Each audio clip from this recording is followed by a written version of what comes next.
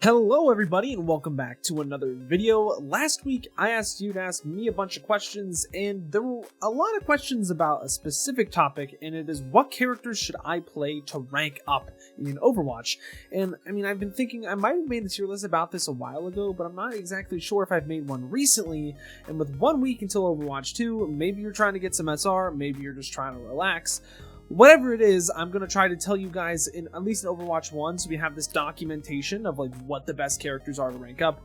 Maybe I can give that to you guys. Something I do want to specify though is that this is going to be for most players, so I'm going to try to do Diamond and below, maybe a little bit, maybe low Masters I might give that in a take.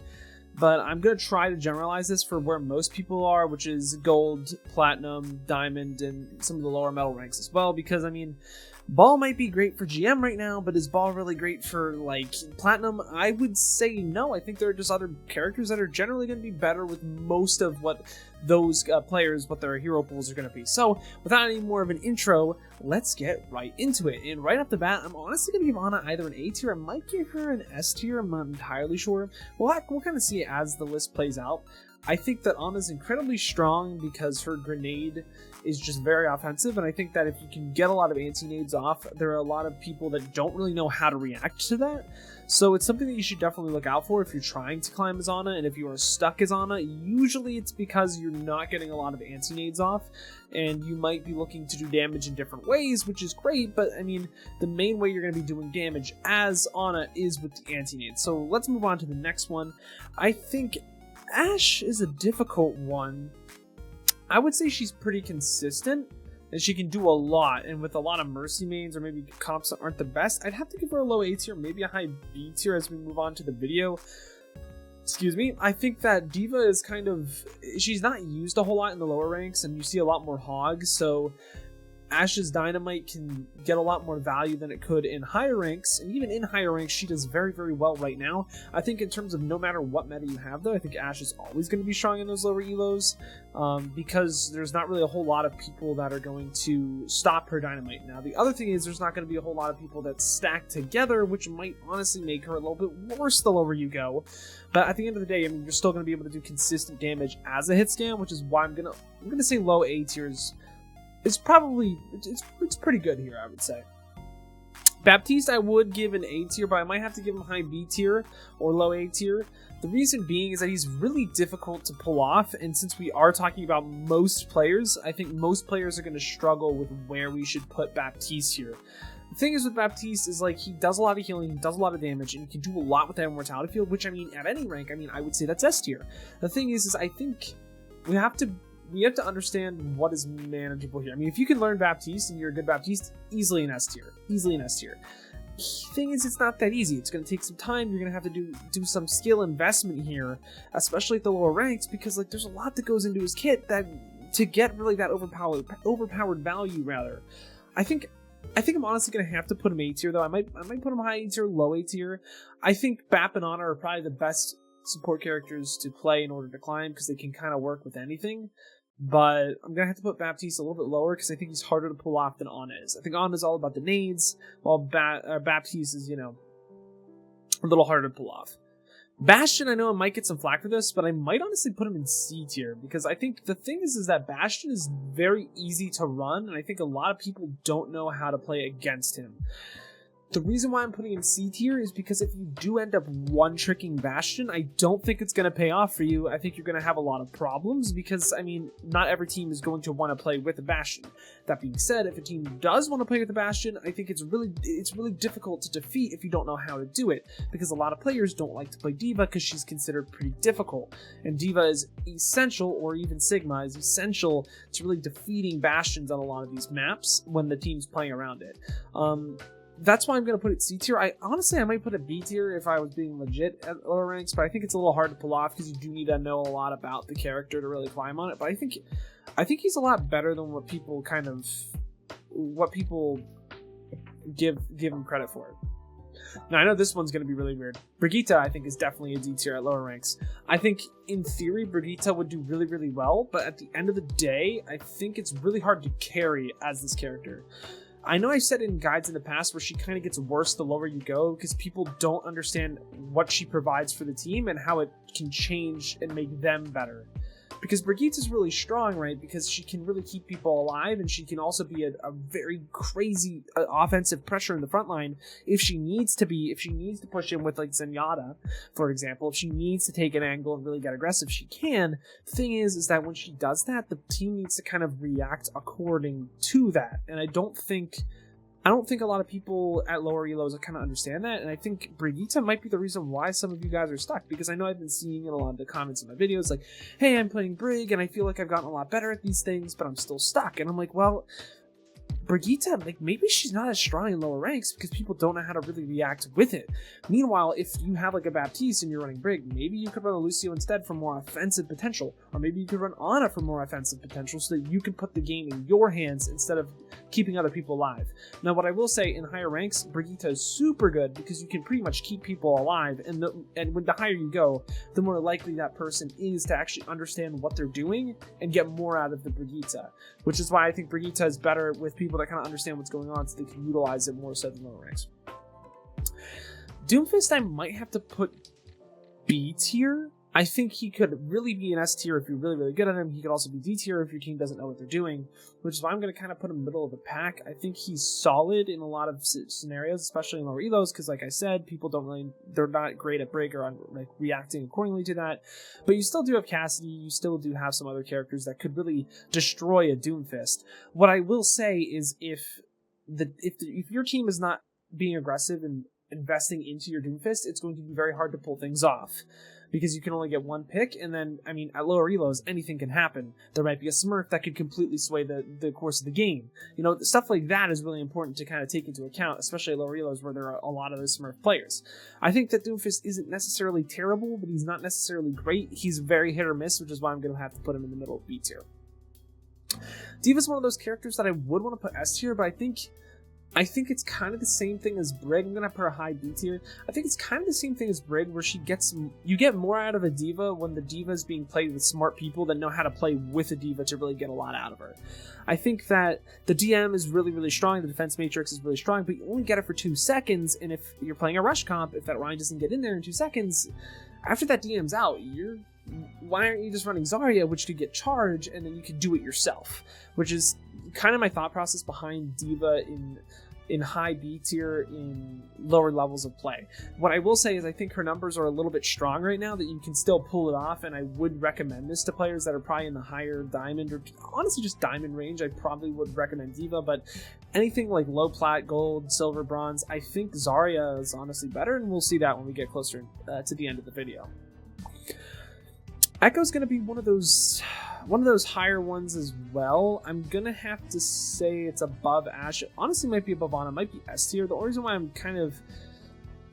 honestly, yeah, no, I'll put it S tier, because I think a lot of people run Mercy, at least. Zenyatta Brig, not so much, but a Mercy pocket on Echo is very, very strong, and I think a lot of people kind of struggle against Echo, because a lot of people are typically playing characters like Pharah, because, I mean, and the hit scans aren't as good as well. So I think Echo can get away with a lot more than Echo could in higher ranks, and even in higher ranks, I think Echo's like very, very strong and a very solid character to climb with. Genji I'm going to also put next to Doomfist just because they have similar playstyles. I think Genji's a little bit better because it's a little bit more consistent, and you have an opportunity to get out once you go in if you do get a dash reset. I also think Nanoblade is really, really strong. Do I think it's really as consistent as some other DPS characters we're going to see later in the list? Yeah, no, I just don't see it happening. Hanzo might suffer from the same problem that Baptiste does. Aim is really, really important on Hanzo, but what I will say is that Hanzo is a very simple character to understand. You just shoot things, and you shoot the shield with your Storm Arrow. There's not a whole lot of difficult macro that goes into it, and he's always going to get value, in my opinion. He's always going to be a solid character just for damage potential. What I will say is, I know in the past, in like Season 2, when I was in Platinum, if someone picked Hanzo, you were getting cussed out. So that might be a problem in whatever season it is now. I don't think it is anymore, because I mean I've coached people in Plat before, and it doesn't seem to be such an issue. But I think there is a stigma around Hanzo that's kind of like, you know what I mean? Junkrat's definitely going to be a D tier in terms of climbing. He's just not very strong, and you're going to see a lot of pharmacy and echo combos when you're playing at these lower ranks. I'm not saying it's impossible, I'm just saying it's really difficult to pull off. I don't think it's really great at any rank right now. The thing is with Junkrat is he's one of those characters, it's like he's either really bad or he's really good. There's no real in between, unless you're Aquamarine, you're just good at Junkrat all the time. I've said that 100 million times, but I think you guys understand the point. Let's get back into it. Lucio's a hard one. Honestly, I think Lucio could be really, really good for climbing, but I think he's gonna kind of just sit in B tier, maybe above Doomfist, around. I'll put it here. I think Lucio's good into Brawl, but besides that, it's really difficult to pull off the Lucio, and you're going to be playing a lot of Reddit Lucio in the lower ranks. You're going to be looking for a lot more damage because you're not going to be able to force a Brawl every single time in ladder, and that's just a given. I don't think he's quite as bad as Brigitte in terms of support because he does have that option to be offensive, and there are some times where you're going to have a Ryan player and you're going to want to have a Lucio. That's why I'm going to say he's middle of the pack. I wouldn't say he's the best character to climb on. I wouldn't say he's the worst either. Cassidy's also kind of in the same area. I might put him high B tier though above the rest just because I think Cassidy's very consistent. I wouldn't say he's necessarily the best in every situation, but I would say that he could probably work in most of, if not every situation. And that's why I'm going to say B tier. He's a little bit better, but he's not like crazy good. Maybe I'm going to have to put with Bastion in C tier. I think she has her moments where she's really good, but if you're not going to be running a Rhine or you're not going to be running like a Fire and Ice spam composition, she's not typically too great. What I will say is she does have an incredible ultimate for ladder, and she also does have self-sustain, but I don't think she's as good as some of these other dueling characters on DPS that are just overall going to be doing a lot more. Mercy, again, I'm going to have to put her in C tier. I might put her in low B tier. I'll put her in low B tier. The thing with Mercy is that you're fully depending upon your team, and if your team is competent, there's no real way for you to do it yourself. Sure, you can pull out your pistol, but that's just it's not really going to be enough to carry the game offensively on your own. Reses are really nice. Pocketing a good duo that's like a good DPS or maybe a good Roadhog player that would do a lot for you on Mercy. What I will say is that Mercy can also hinder you in different compositions, and some flexibility would definitely be needed in order to climb. Moira's hard at lower ranks. I don't want to say she's. I think Moira's kind of like Cassidy. Maybe we switch this up. I don't know. I kind of want to put Moira next to Mercy here. The thing is with Moira is that she does do a lot of healing, and it's very easy to survive. The thing is that her offensive potential is very weak compared to that of Baptiste and Ana, where it's kind of like, I think the main thing you have to understand with supports is that you need to be able to do offensive value yourself, because if you only heal your team, you are at the mercy of your team. At higher levels of play, when that is the meta, it kind of works out that way because you can trust those people a lot more than you could the dude that hasn't played in 20 seasons and is doing his placements just so that he can get the cool looking spray and then leave. Like that, you have to account for people like that. And that's just something to note when you're looking to pick supports to climb on. I mean, I think these are harder characters to play, but they do have their own payoffs. Arisa, ooh, do I wait for Arisa here? I think she's kind of middle of the pack too, though. I think Arisa rather is kind of immobile, but like she's easy to play and she's easy to pick up. She can be worked into a lot of different compositions. I think she's really hard to carry with per se. I think characters like Reinhardt, people understand how to play with a little bit more, so much so that I'm going to put Arisa in kind of the middle of the pack. I wouldn't say she's a bad character to climb on. Like, these characters that are in C and D tier, I'd kind of lean away from, but I wouldn't say you should lean away from Arisa. I think she's pretty strong, honestly. Farah, definitely one of those characters that's just going to be top. I mean, she's always going to be consistent, especially at lower ranks, because people struggle to hit shots on hit scan sometimes. Not all the time, but sometimes. And also, people don't generally want to play Diva because, I mean, a lot of videos are telling them, hey, play Hog, hey, play Zarya, play Reinhardt. They don't really know how Diva functions into a Farah, so I think you get a lot of value out of the Farah at lower ranks, most specifically. Reaper's going to be one of those characters that's definitely lower on the list. I wouldn't say it's the lowest. I'd probably put it above Bastion. I think you kind of need a rush composition to get anything really out of it. I wouldn't say it's terrible, but I'd say there's definitely other options that are just more mobile and better to pick. Reinhardt's going to go probably bottom A tier. I think he's good on his own maps that he's really solid on, but I wouldn't say he's good in every single situation. Maybe I'll put him in like a Cassidy kind of thing. I think he could work on every map in lower level play, and everyone kind of understands how to play with Reinhardt because he's like the staple tank.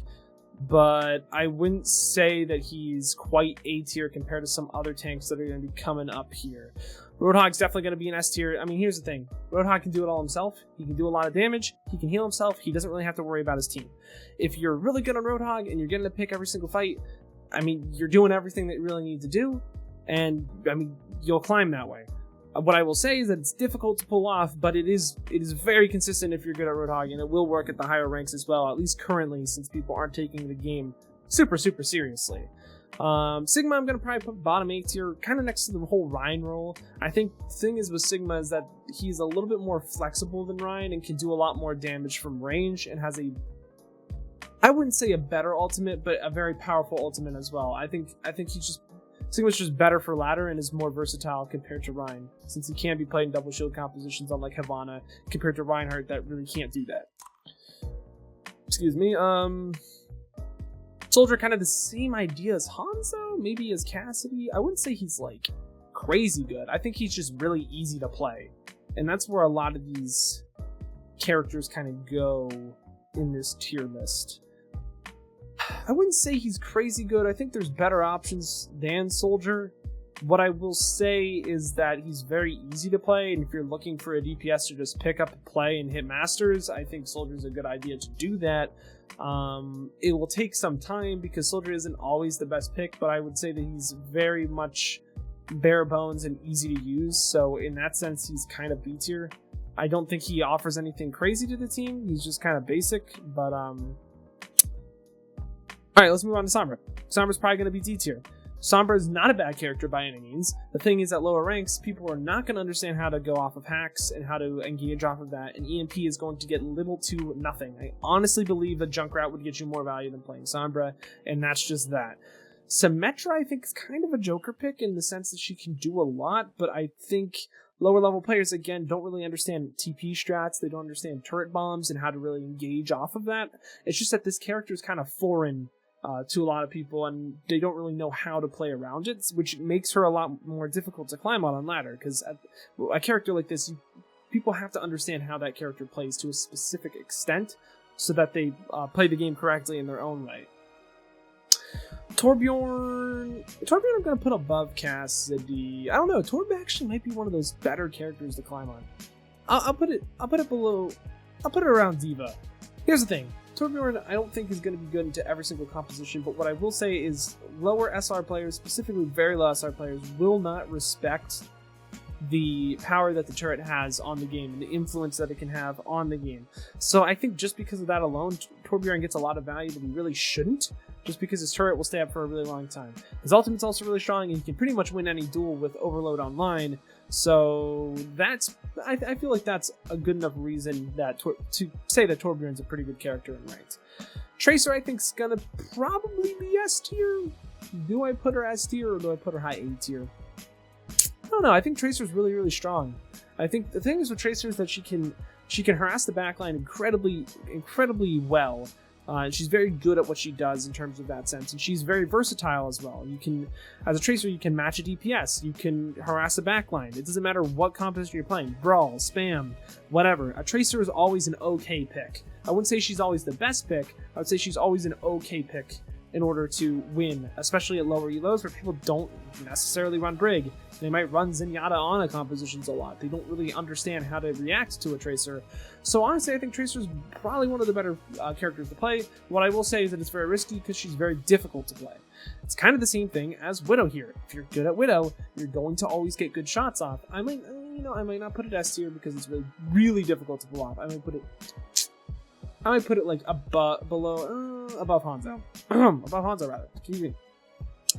I think that Widow's always going to be, not always going to be strong, but if you are always hitting headshots, then she would be. I think that's a little bit, it's a little bit too much to ask of a lower tier player, but I mean, in a world that you are playing perfectly, I think Widow will do a lot, which is kind of why I'm putting it lower on the spectrum here. I might actually put it below Hanzo, just because Hanzo's a lot easier to pull off than Widow. I think Widow's gonna, and the thing is that people have learned over the years that Widow is a very big threat. So they're gonna look at that no matter what rank it is, and they're always gonna look for kind of solutions there. Meanwhile, I feel like a Tracer that's just tearing through a backline, if they're not on the kill feed, the people aren't really gonna understand what's going on with that Tracer, which kind of makes it better in a weird way, in like a pseudo not hard science way. There's like no empirical evidence there, but in the way that people kind of react to it, I think Tracer would be able to get away with a lot more for much longer. Meanwhile, when Widow kills 6 people in the kill feed, she killed 6 people in the kill feed, people are going to be looking for that. If Tracer just does damage, they're not seeing that, so maybe they won't think of it. I don't know. Monkey's probably one of the worst tanks to play in terms of climbing. I'm not going to say it's impossible, and I think there are maps in which Monkey can be played. I think if you force Monkey, though, it's really difficult because you have to trust your healers, and you have to trust they're going to get nano off you. You have to trust that they understand how tempo works, and it's just really difficult compared to just play Ryan. Everyone knows how to play Ryan. Play Hog. Don't worry about that. Because, I mean, healers at lower ranks sometimes aren't the best. I mean, everyone at lower ranks sometimes aren't the best. I mean, this is the reason why I'm talking about this in a very weird sort of sense. This doesn't... Moving on. We'll get to that point later. Ball kind of suffers the same thing as Winston. What I will say is that Ball has a lot more self-sustain and can do a lot more himself. I just think that it's so difficult to pull that off, and it's, even for GM players, it's very hard to get those solo kills on like 200 HP targets, because you probably will be slamming them in the team. Not all the time, but it's a lot more difficult to pull off than it really needs to be for tanks, and that's why I think you can play much easier tanks and get a lot more done on a lot more maps at lower elos, and that is kind of my reasoning for that. Zarya I'm definitely going to put top of A tier. I don't know if I can put her quite S tier. I think that Hog is just better if you were to only solo lock a character. The thing is with Zarya is that she's better than D.Va because you can get charge and then you can do the damage yourself, which is really important to understand, that you're doing that when you do pick this character in lower elos. You need to be getting charge, you need to be saving your team, and also doing a lot of damage when you're playing this, because that is how you hyper carry Zarya. In a way, you could honestly do better than you could if you were on Hog, but Hog can also do the same thing if you're never missing a hook, and you also have healing. With Zarya, you do have self-regen, but it's not like a crazy amount compared to the Hog with Vape. So then, last but not least, we do have Zenyatta. I think Zenyatta could be an A tier if like no one's looking at you, but then you also have to understand that you're not really getting any peel. So I'm gonna put him above Lucio just because I think it works. I think Zenyatta works with the playstyle of Ladder a little bit more. It's just that you're very squishy, and if you are gonna be playing against Smurf Tracers or like Smurf tanks that can just kind of overwhelm you, I don't think it's going to work all of the time. Sometimes just playing Ana is better because you can keep yourself alive very, very easy, and also look for a lot of anti-nade value. But one more thing before we actually close out the video, I think I'm actually going to put Ana in S tier. I think Ana just performs better, and it balances things out a little bit better. But yeah, I think this is all I have. A reminder, this is for diamond and below players, or I'd say mid diamond and below players probably would get value out of looking at a list like this. This is in no way a GM top 500 list. The list looks very different for GM top 500, and quite frankly, I don't think a lot of people care about that, because those people are probably not searching for educational content. So if this did help you, let me know. Leave a like, subscribe. Also, let me know what you think in the comments down below. If you think this is preposterous and it's something different in ranked, let me know. I'd be more than willing to discuss with you. But until next time, I've got to peace out and Paz out. I'll see you in the next one.